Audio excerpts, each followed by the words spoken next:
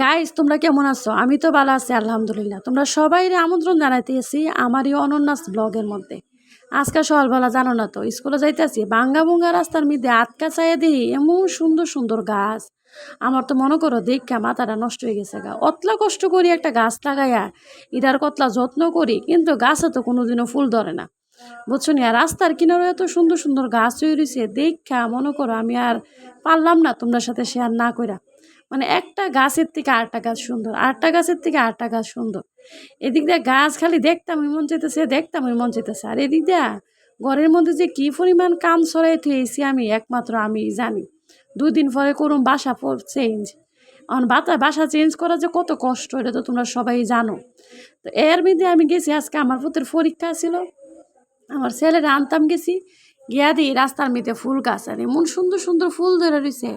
মনে করো দেখে খালি দেখতেই মন চা, দেখলে খালি দেখতেই মন চা, বুঝছো নি।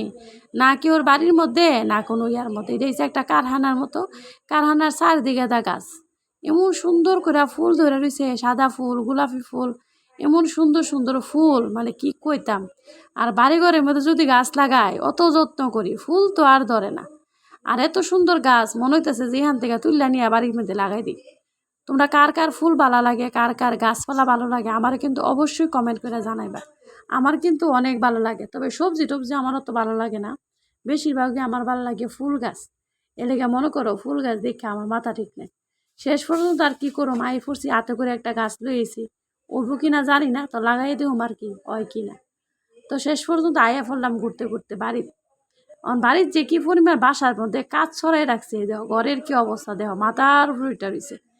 সারা ঘর পরিষ্কার করতেছি, এর মধ্যে সবার লাগছে গরম। মনে করলাম কি সবাই লেগে আইস ললি লয়ে যায়, তা আইস ললি লয়ে গেছি। তা কইতেছি সবাই মিলে আগে আইস ললি হামু, তারপরে সবাই মিলা কাজ করুম। কারণ শরীরে যদি গরম লাগে তাহলে কিন্তু কাজ করুন যেত না। আর বাচ্চা কাচ্চারা তো মনে করি একটুখানি খুশি না করলে নাই হয়েও। তো হ্যাঁ, আবার আইস ললি অনেক পছন্দ। আমি আবার বাইরের জিনিস টিনিস বেশি একটা কিনা টিনা খাওয়াই না আর কি। তো আবার চিন্তা করলাম কি তা আজকে এরার জন্য তো কাজ টাজ করতেছে আমার সাথে, তো এরা আইস ললি খাওয়াইলে মনে হয় এরা খুশি হইব। তো এই জন্য কী করলাম, সবাই মিলে আইস ললি খাইলাম। খাইয়া গেলাম, আমি গেলাম রান্না বসাইতাম। আর এইদিকে আমার বাচ্চা কাচ্চা ঘর দুয়ার গুছাইতেছে। এরা কি আর গুছাইতে পারবো, এরা তো খুশিতে নাচতেছে। এরা এদিকটা লাভ মারতেছে, এদিকটা লাভ মারতেছে। এরা মনে করো লাফালাফির মেয়েদের আছে। আর আমি চিন্তা করলাম কি তা মাঝখানটা যদি রান্নাটা না করি, যত কাম ওই কাজ করি না কে লিগা শেষ পর্যন্ত গিয়া ঠিকই পেট বইরা খাওয়ান লাগবো। পেটের মধ্যে তো খিদা ঠিকই লাগবো। এলাকা আমি কিতা করছি, আগে সবজি টবজি কাইটা ধুয়ে রাখছিলাম, কামের ফায়ে ফায়ে কী করলাম, রান্না বসাই দিলাম। তো রান্না বাড়াটা ওই এলাকা মনে করো কাজ করে গুসুর টুসুর করে কটা খাইয়ে দিতে পারো। এখন তো মনে করো সারাদিনই কাজ করুন লাগে, কাজ না করে কোনো উপায় আসেনি। গড় লাড়া দিলে যে একটা কষ্ট, মানে কি কইতাম, তোমরা তো সবাই জানো, তোমরা আর কিতা কইতাম। এলাকা শর্টকাট আজকে রান্না করুন, বুঝছো নি। পটলের তরকারি, মাছ দিয়ে আলু দিয়া পটলের একটা তরকারি রান্না করুন। আর মনে করো কিছু করতাম না, আর আগে যে তরকারি আছে এটা মিলাইয়া কোনো রকম দুপুরবেলা খাই ফেলুম। কারণ আমার জামাই আবার দুপুরবেলা বাসার থাকে না, কাজে থাকে। তো এই জন্য ভাবলাম কি এই সময়টার মধ্যে আর কোনো ভারী মানে অন্য কিছু আর করার দরকার নাই, যেহেতু কাজ টাজ আছে। তো এখন মনে করো শর্টকাট একটা তরকারি রান্না করে আমরা খাই ফেলুম আর কি।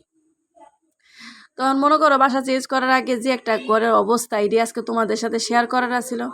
আর আজকে আমরা এই ঝামেলার মধ্যে কী রান্নাম, কী বাড়লাম, কী খাইলাম, এটাও আজকে তোমার সাথে শেয়ার করার ইচ্ছা ছিল।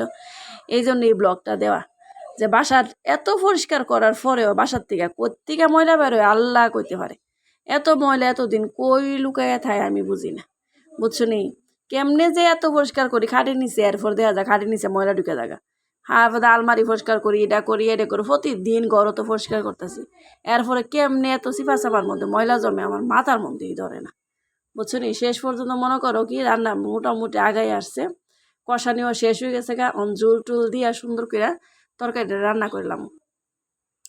তো আজকে এই ব্লগের মধ্যে আজকে এতটুকুই ছিল, তোমার সাথে শেয়ার করলাম বাসা চেঞ্জ করার আগে কি কি ঝামেলা দিয়ে